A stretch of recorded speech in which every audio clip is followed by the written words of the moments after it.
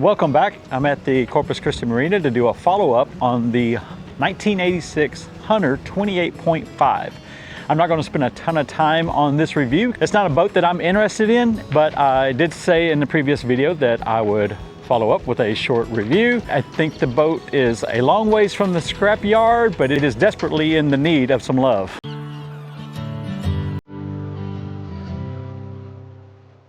The owner of Saltwater Swaying lives in San Antonio, and he told me that they had another child, so they don't have time for the boat anymore. The boat was purchased in Kima and relocated to Corpus Christi about 3 years ago, and this has been its final resting spot, and it's currently awaiting its new owner.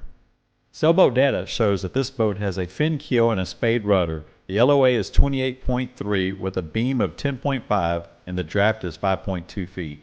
The owner said the sails are maintained in good condition and stored inside the boat. The owner also said the last bottom job was in 2021 and he bought new batteries when he bought the boat 3 years ago. Since then, he has also replaced the interior lights with LED touch lights, replaced the wood on a bifold dinette table below, a new radio, although he didn't say if it was VHF or FM, and he also has a marine head that he hasn't installed yet.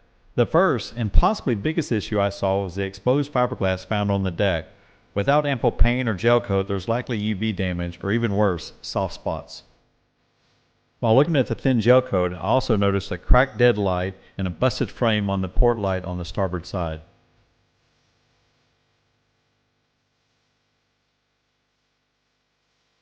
The boat is powered with a Perkins 19 inboard diesel, which I found interesting because it looks like the boat originally came with a Yanmar. I have to wonder if this boat was repowered because all the Hunter 28.5s I found online for sale all had Yanmars. Again, here we see more of the exposed fiberglass.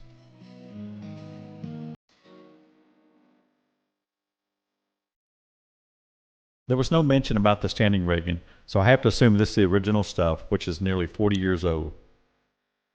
And surprisingly, the lines don't look horrible.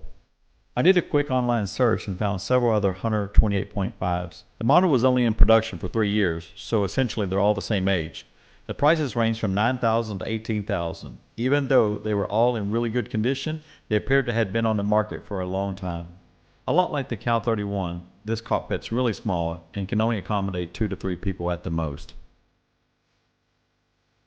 Here you can see a broken clutch handle.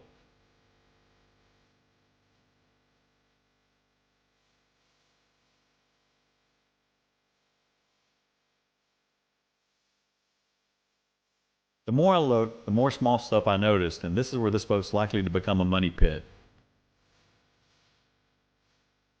I also noticed the starboard aft stanchion was bent. At some point, they probably had an impact in that area because you can see where they repaired the tow rail. The next owner will want to straighten the stanchion and rebed all of them to avoid any leaking.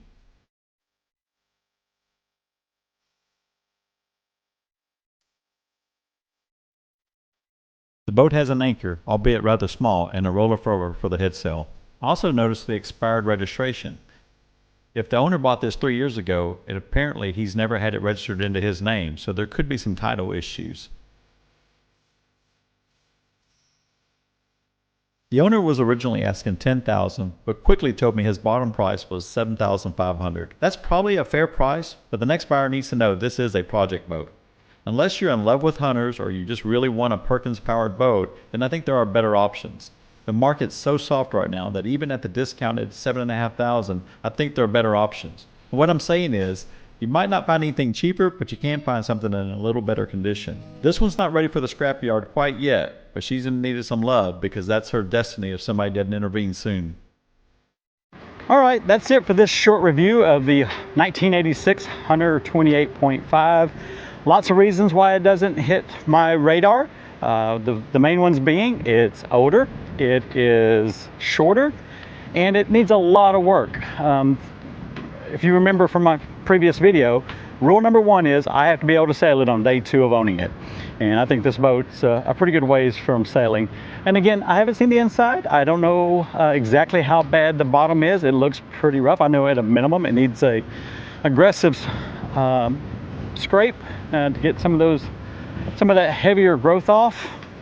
But yeah, it's just a project for somebody else, not me. I think if that was the first boat that you were going to buy and you want to do similar to what I did and learn more about boats and sailing in general, I think this would be a good boat to give you a foundation on, but you're going to spend some money, and you're going to want to keep it for a little while because I don't think you're going to get it back out. I think it's in its value right now.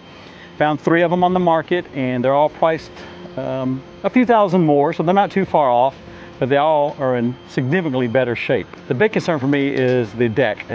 Fiberglass is showing in many areas, so there's been UV damage to that. I'm going to assume that means there's soft spots throughout, so you're going to have to address those, get some paint on it and or some gel coat. Again, that's going to come with cost and a lot of time.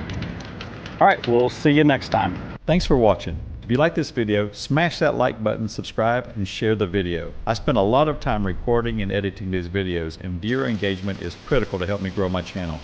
Tomorrow, Colleen and I are meeting a broker to look at another boat. I don't want to get too excited, but we both really like this boat. We just started looking, but you never know. This could be the one.